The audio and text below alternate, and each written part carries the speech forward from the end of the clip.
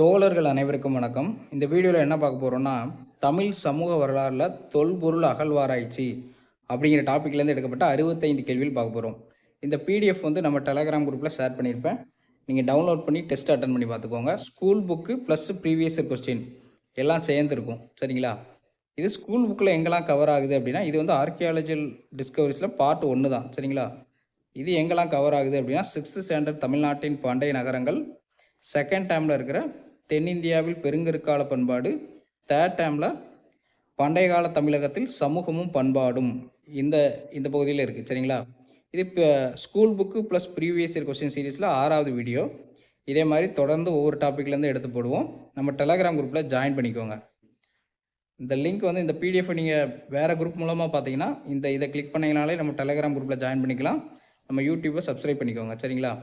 இது வந்து இந்த கேள்விகளுக்கான ஆன்சர். இப்போ இந்த பிடிஎஃப் மட்டும் நீங்கள் பார்க்குறீங்கன்னா இதை கிளிக் பண்ணிங்கன்னா இந்த வீடியோ வந்து ப்ளே ஆகும். அதுக்காக இது வச்சுருக்கேன். சரி, வாங்க 65 கேள்விகளை 1 by 1 பார்க்கலாம். ஃபர்ஸ்ட் கொஸ்டின், மஸ்லின் துணிக்கு சாயம் போடுவதற்கான சான்று எந்த அகழாய்வில் கிடைத்துள்ளது? அரிக்கமேடு அகழாய்வில் கிடைத்துள்ளது. பொறுத்துக, பிளினி இவர் எழுதின நூல் வந்து இயற்கை வரலாறு, தாலமி எழுதின நூல் புவியியல், சாணக்கியர் எழுதியது அர்த்த சாஸ்திரம், மெகஸ்தனிஸ் எழுதியது இண்டிகா. இப்போ ஆன்சர் பார்த்தீங்கன்னா சி. பின்வரும் கூற்றுகளில் எது சரியானது? கூற்று 1, சங்க காலத்தில் அரசாட்சி என்பது பரம்பரையானது அல்ல அப்படின்பது தவறு. சங்க காலத்தில் அரசாட்சி என்பது பரம்பரையானது தான். அரசர் கோ என அழைக்கப்பட்டார், இது சரிதான். இங்கே சரியானதான் கேட்டிருக்காங்க. அப்போ 2 மட்டும் சரி. பின்வருவனவற்றில் எது சங்க காலத்தில் இராணுவத்தின் ஒரு பகுதியாக இல்லை? காலாட்படை இருந்தது, குதிரைப்படை இருந்தது, தேர்ப்படைகள் இருந்தன. எதுவும் இல்லை என்பதுதான் இதில் வந்து சரி. அதாவது இது எல்லாமே இருந்துச்சு. ஸோ ஆன்சர் வந்து டி. எந்த சேர நகரம் அதன் விலை உயர்ந்த கற்களுக்கு பெயர் பெற்றது? கொடுமணலில் விலை உயர்ந்த கற்கள் கண்டுபிடிக்கப்பட்டன. ஆன்சர் வந்து ஆப்ஷன் ஏ. பொறுத்துக 5 இணைகள். மலையும் மலை சார்ந்த பகுதிகளும் குறிஞ்சி, காடும் காடு சார்ந்த பகுதியும் முல்லை, வயலும் வயல் சார்ந்த பகுதியும் மருதம், கடலும் கடல் சார்ந்த பகுதியும் நெய்தல், வறண்ட நிலப்பகுதி பாலை. ஸோ ஆன்சர் பார்த்தீங்கன்னா ஆப்ஷன் ஏ என்பது சரியான பதில். பின்வருவனவற்றுள் எது தொன்மை கால தமிழர்களின் வரலாற்றை அறிவியல் பூர்வமாக மீட்டுருவாக்கம் செய்வதற்கான சான்றுகளில் சேராதது? அப்போ எதெல்லாம் சேருது அப்படின்னா, செவ்வியல் தமிழ் இலக்கியங்கள் மற்றும் கல்வெட்டுகள் சேருது. தொல்லியல் அகழாய்வு சான்றுகள் மற்றும் பண்பாட்டு பொருள்கள் அவங்கள பற்றி அறிந்து கொள்ள நமக்கு உதவுகிறது. அயல் நாட்டினரின் இலக்கிய குறிப்புகள் மிகவும் உதவுகிறது. ஸோ ஆன்சர் வந்து நாட்டுப்புற இலக்கியங்களுக்கும் இதுக்கும் எந்த ஒரு சம்மந்தமும் இல்லை. ஆன்சர் வந்து ஆப்ஷன் பி. பின்வருவனவற்றில் எது துறைமுக நகரம் அல்ல? அப்போ எதெல்லாம் துறைமுக நகரம்? முசிறி, தொண்டி, கொர்க்கை, இது 3 துறைமுக நகரம். வஞ்சி வந்து துறைமுக நகரம் அல்ல. ஆன்சர் வந்து ஆப்ஷன் டி. நாட்டில் அகழாய்வுகள் நடத்தப்பட்ட இடங்களில் தவறானது எது? கீழடி, அழகன்குளம், கொடுமணல்ல அகழாய்வு நடந்தது. உறையூர், கரூர், காஞ்சிபுரத்தில் நடந்தது. காவேரி, பூம்பட்டினம், கொர்க்கை, வசவசமுத்திரம் இந்த பகுதியிலும் நடந்தது. ஆன்சர் வந்து ஆப்ஷன் சி என்பது சரி. அரிக்கமேடு, அவனியாபுரம், மல்ல சமுத்திரம், அரிக்கமேட்டில் நடந்துச்சு, பட் இந்த 2 பகுதியில் நடக்கல. ஸோ ஆன்சர் வந்து ஆப்ஷன் சி. தமிழ் பிராமி எழுத்துக்கள் பொறிக்கப்பட்டுள்ள மண் பாண்டங்கள் காணப்படும் பகுதிகளில் சேராதது இது? அழகன்குளம் சேரும், கீழடி சேரும், பொருந்தல் சேரும், கொடுமுடி என்பது சேராத. ஆன்சர் வந்து டி. பின்வருவனவற்றில் பழைய கிராமம் என அறியப்படுவது எது? மூதூர் பழைய கிராமம் என அறியப்படுகிறது. பொறுத்துக, முல்லையின் கடவுள் வந்து எவ்வாறு அழைக்கப்படுகிறார்னா மாயோன் அப்படின்னு அழைக்கப்படுறார். குறிஞ்சி வந்து சேயோன். மருதம் பார்த்தீங்கன்னா யாரு? இந்திரன். நெய்தல் வந்து வருணன். ஸோ ஆன்சர் வந்து ஆப்ஷன் ஏ. கூற்று, காவேரி பூம்பட்டினம் நகரத்தில் இருந்து அண்டை நாடுகளுக்கு ஏற்றுமதியும் இறக்குமதியும் நடைபெற்றது, இது சரிதான். காரணம், வங்காள விரிகுடா கடல் போக்குவரத்திற்கு ஏதுவாக அமைந்திருந்ததால் அண்டைய நாடுகளுடன் வணிகம் சிறப்புற்றிருந்தது, இதுவும் சரிதான். இப்போ ஆன்சர் வந்து கூற்று சரி, காரணமும் சரி. சரியான இணையை கண்டறிக. கூடல் நகர் அப்படின்னா மதுரை, இங்கே பூம்புகார் கொடுத்ததால தவறு. தூங்கா நகரம் அதுவும் மதுரை தான். ஸோ இங்கே ஹரப்பா கொடுத்ததால தவறு. ஏரிகளின் மாவட்டம் காஞ்சிபுரம், இது சரிதான். மெசபடோமியா எங்கே இருக்குன்னா தற்போதைய ஈராக்கில் இருக்குது, ஈரானில் ஈராக். ஸோ ஆன்சர் வந்து ஆப்ஷன் சி. கலிஃபோர்னியா பல்கலைக்கழகத்தின் எந்த பேராசிரியர் தமிழ் மொழியானது லத்தீன் அளவிற்கு பழமையானது என்று கூறினார்? ஜார்ஜ் எல்காட் தான் இந்த கூற்றை கூறியவர். சரியான கூற்றை தேர்ந்தெடுக்க பூம்புகார் பற்றின தகவல்கள். பூம்புகார் மற்ற நகரங்களில் இருந்து முற்றிலும் வேறுபட்ட முறையில் கட்டமைக்கப்பட்டிருந்தது, இது சரிதான். குறுகிய நேரான தெருக்கள் கொண்டதாக புகார் நகரம் விளங்கியது, இது தவறு. குறுகியலான பெரிய நேரான தெருக்கள் இருந்தது. இங்கு கப்பல் கட்டும் மற்றும் செப்பனிடும் தளம் இருந்ததாக கூறப்படுகிறது, இது சரிதான். பூம்புகார் நகர வாழ்வினை சிலப்பதிகாரத்தின் புகார் காண்டத்தினை வாசித்தும் பட்டினப்பாலை போன்ற சங்க இலக்கியங்களை வாசித்தும் அறியலாம், இதுவும் சரிதான். இப்போ ஆன்சர் வந்து 1, 3, 4 சரி. சி வந்து சரியான பதில். இத்தலம் இது வந்து ஒரு பகுதியை குறிக்கிறது, எதுன்னு கண்டுபிடிக்கணும். மதுரைக்கு தென்கிழக்கே 12 கிலோமீட்டர் தொலைவில் அமைந்துள்ளது, சரி. தமிழ்நாட்டில் சங்க காலத்தில் வைகை நதிக்கரையில் ஒரு நகர்ப்புற நாகரிகம் இருந்தது என்பதை இது நிரூபிக்கிறது, ஓகே. ஆய்வாளரும் ஓய்வு பெற்ற அரசு ஊழியருமான திரு ஆர் பாலகிருஷ்ணன் இந்த நாகரிகத்திற்கும் சிந்துவெளி நாகரிகத்திற்கும் ஒற்றுமை உள்ளதை சுட்டி காட்டுகிறார், சரி, ஓகே. மேலே உள்ள பத்தியில் பின்வரும் எந்த இடம் விவரிக்கப்பட்டுள்ளது அப்படின்னா கீழடி தான் இந்த அனைத்து தகவல்களையும் விவரிக்கிறது. ஆன்சர் வந்து டி. பொறுத்துக. தோமாரம் அப்படின்னா ஏவுகணை, அந்த காலத்தில் தோமாரம் அப்படின்னா ஏவுகணை. படை கொட்டில் அப்படின்னா ஆயுத கிடங்கு. படை தலைவர் தானே தலைவன் என அழைக்கப்பட்டான். என்பேராயம் என்பது 8 உறுப்பினர்களை குறிக்கிறது. ஆன்சர் வந்து ஆப்ஷன் ஏ. பட்டினப்பாளையின் ஆசிரியர் யார்? உருத்திரங்கண்ணனார் பட்டினப்பாளையின் ஆசிரியர். பண்டைய இந்தியாவில் திட்டமிட்டு கட்டப்பட்ட முதல் நகரங்கள் இவை. ஹரப்பா மற்றும் மொஹஞ்சதாரோ தான் திட்டமிட்டு கட்டப்பட்ட நகரங்கள். கூற்று 1. பூம்புகார் நகரத்து வணிகர்கள் நேர்மைக்கும் நாணயத்திற்கும் பெயர் பெற்றவர்களாக விளங்கினார்கள், இது சரிதான். கூற்று 2. கூடுதலான விலைக்கு பொருட்களை விற்பது தவறான செயல் என்று பட்டினப்பாலை கூறுகிறது, இதுவும் சரிதான். அப்போ 2 கூற்றுகளும் சரியானது என்பது சரியான பதில். கீழடி அகழ்வாய்வுகளுடன் தொடர்புடைய நகரம் எது? மதுரை கீழடி அகழ்வாய்வுகளுடன் தொடர்புடையது. கைலாசநாதர் ஆலயத்தை கட்டியவர் ராஜசிம்மன் என அழைக்கப்பட்ட 2ஆம் நரசிம்மன் அதை கட்டினார். பொறுத்துக. எந்தெந்த பகுதியில் என்னென்ன கிடைச்சது? கீழடியில் பகடை கிடைத்தது, பொருந்தல் பகுதியில் கொழுமுனைகள் கிடைத்தது, கொடுமணலில் சுழல் அச்சுகள் கிடைத்தது, ஆதிச்சநல்லூரில் தங்க ஆபரணங்கள் கிடைத்தது. ஸோ ஆன்சர் வந்து ஆப்ஷன் ஏ என்பது சரியான பதில்.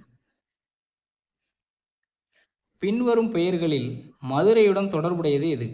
சங்கம் வளர்த்த நகரம், இது சரிதான். தூங்கா நகரம் சரிதான். கூடல் நகர் சரிதான்.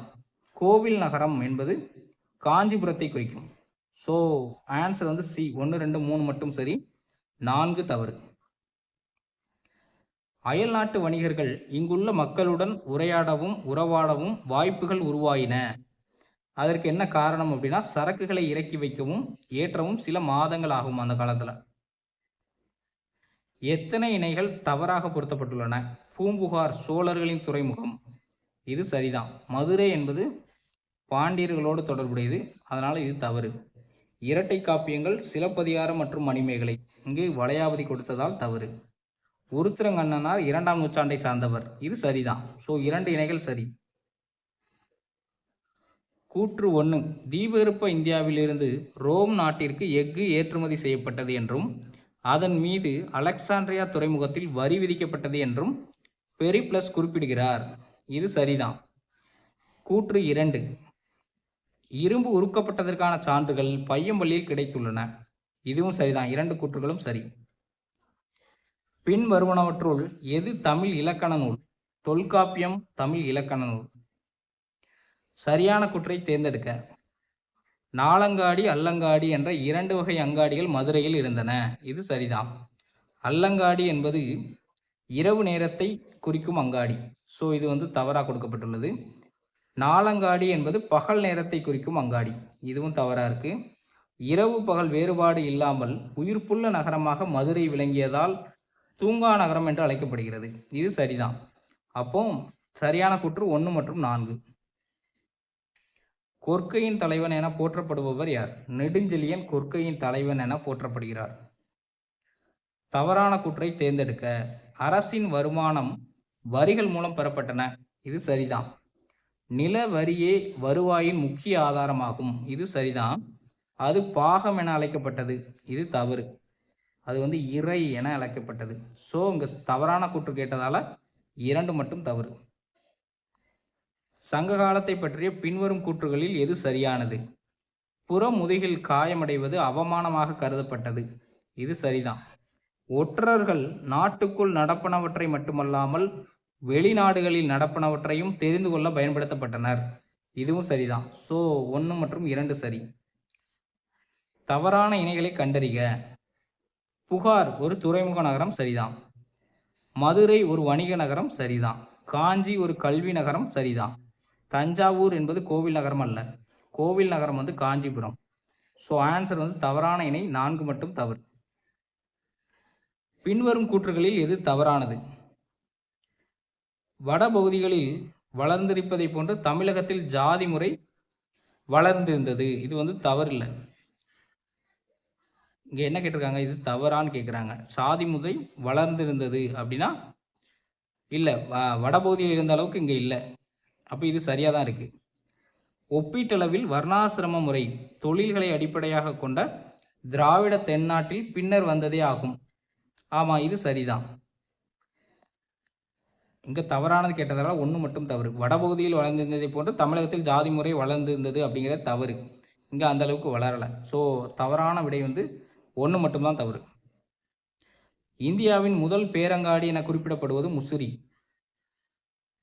களப்பிரர்கள் காலத்தை பொறுத்து பின்வரும் கூற்றுகளில் எது சரியானது? இக்காலத்தில் வணிகமும் வர்த்தகமும் தொடர்ந்து செழித்தோங்கின. ஆமாம்.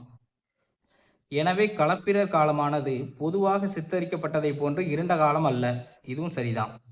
14 கீழ்கணக்கை சேர்ந்த பல நூல்கள் இக்காலத்தில் இயற்றப்பட்டன, இதுவும் சரிதான். அப்போ 2ம் சரி. நகரங்களில் சிறந்தது எது என கவிஞர் காளிதாசர் கூறுகிறார்? காஞ்சி. முல்லை நிலப்பகுதியில் வாழ்ந்த மக்களின் தொழில் என்னன்னா ஆண் இறைகளை மேய்த்தல்.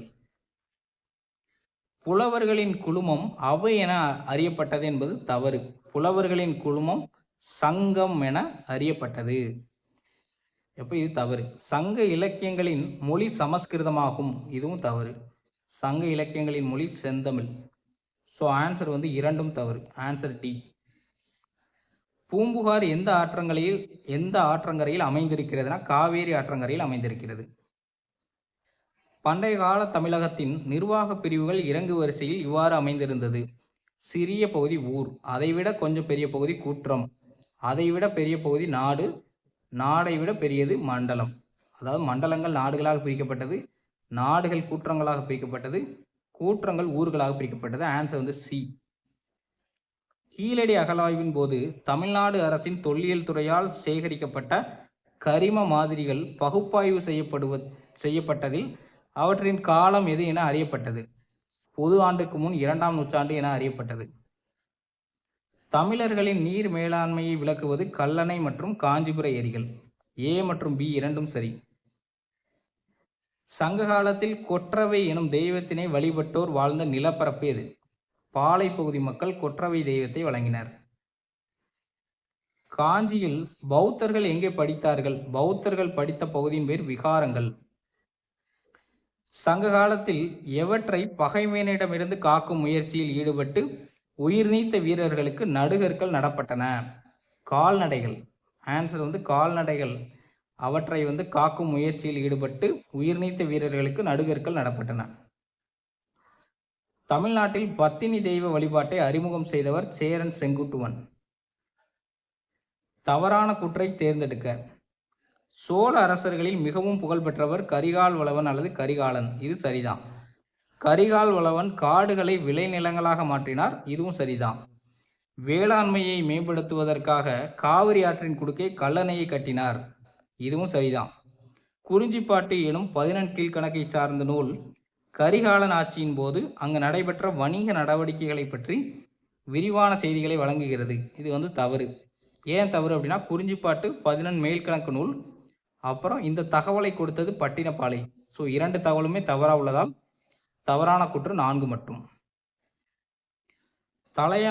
தலையாலங்கானம் போரில் வெற்றி பெற்றவர் நெடுஞ்செழியன் அவர்கள்.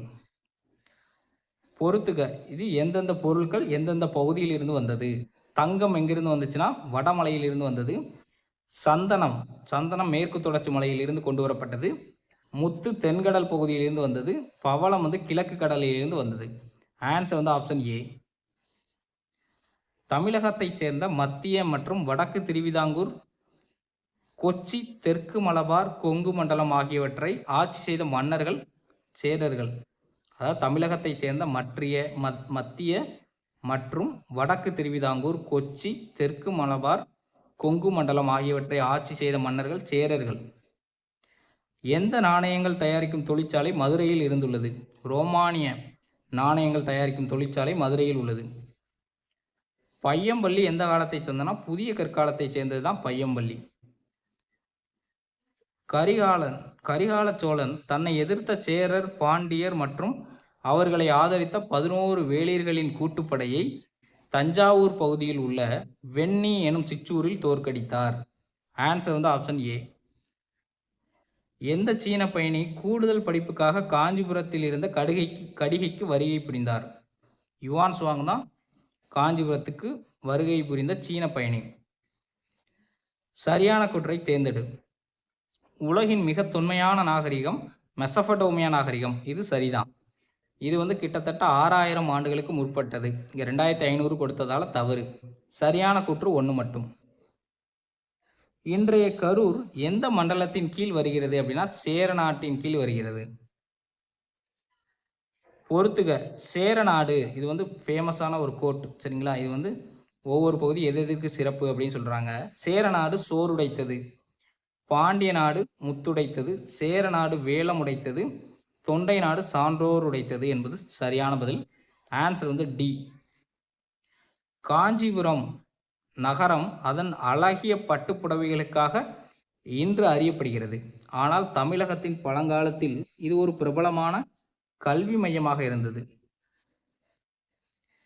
பல வேத வேள்விகளை நடத்தியதை கொண்டாடும் விதமாக நாணயங்களை வெளியிட்டவர் முதுகுடுமி பெருவழுதி அவர்கள் நாணயங்களை வெளியிட்டார். பொருந்தாத ஒன்றை கண்டறிக. அந்திரன், திதியன், நன்னன் இவங்கெல்லாம் வேளிர்கள். அதியமான் என்பவர் இவர் கடையேழு வள்ளல்களில் ஒருவர் சரிங்களா. ஸோ ஆன்சர் வந்து பொருந்தாத ஒன்று அதியமான் அவர்கள். கல்வியில் கரையில்லாத காஞ்சி என்று காஞ்சி நகரை புகழ்ந்தவர் யார்? திருநாவுக்கரசரால் இவ்வாறு புகழப்பட்டது. பின் வருவனவற்றுள் அரசு அதிகாரத்தின் சின்னங்கள் யாவை? செங்கோல், வெண்கொற்ற குடை, முரசு. இது எல்லாமே அரசு அதிகாரத்தின் சின்னங்கள். 2 சின்னம் என்பது எப்படி சின்னமாக இருக்கும்? சாரி, இந்த ஆப்ஷன் செட் பண்ணியிருக்க வேண்டாம். ஓகே, ஆன்சர் பார்த்தீங்கன்னா 1, 3, 4 மட்டும் சரி. கடைசி கேள்வி, பொறுத்துக. கடையேழு வள்ளல்களில் ஒருவர் காரி. கிராம தலைவர் கிளார் என அழைக்கப்பட்டார். காரவேலன் பற்றி ஹரிகும்பா கல்வெட்டு கூறுகிறது. நிலவரி இறை என அழைக்கப்பட்டது. ஸோ ஆன்சர் வந்து ஆப்ஷன் ஏ. தேங்க்யூ.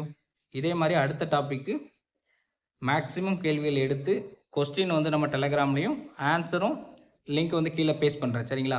யூஸ் பண்ணிக்கோங்க. தேங்க்யூ.